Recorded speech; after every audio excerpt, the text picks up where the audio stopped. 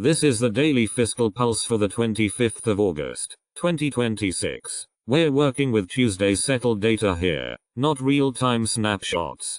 Let's start with what's moving the broader market. The AI and tech space is dominating the conversation right now. You're seeing headlines like Salesforce stock jumping 14% on AI growth and Anthropic investment gains, and that's clearly influencing where money is flowing. Headlines drive sentiment, sure, but the real story lives in the actual cash flows. That's where we focus. The net fiscal transfer for the session came in at $3.8 billion.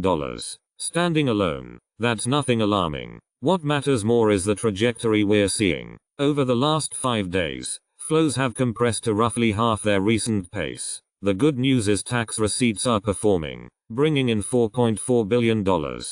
Price action is echoing the same message. ES futures finished at 7,691, sitting below the 20-day moving average of 7,693. That 20-day range spans 493 points and has been drifting lower. So whether you're looking at cash movement or market price, the narrative stays consistent.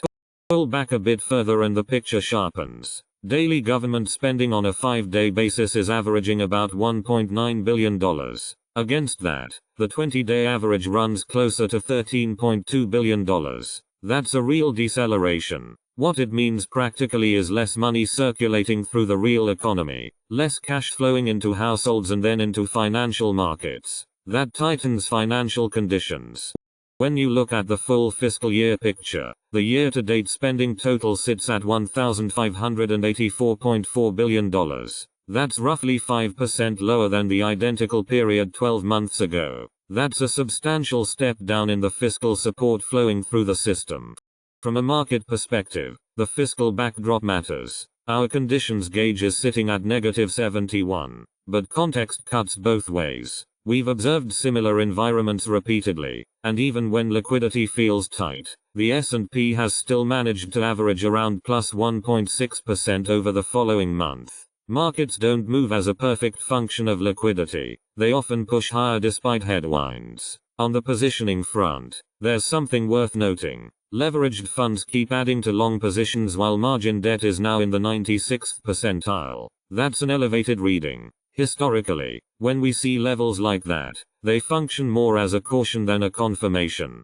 The key takeaway ties together neatly. When fiscal flows fall short of the prior year's pace, the market shock absorber gets thinner. When headlines turn favorable, equities can still grind upward. But let a risk event emerge, whether it's an escalation in the AI and tech sector, and the move down can accelerate. There's simply less liquidity sitting underneath to cushion the fall.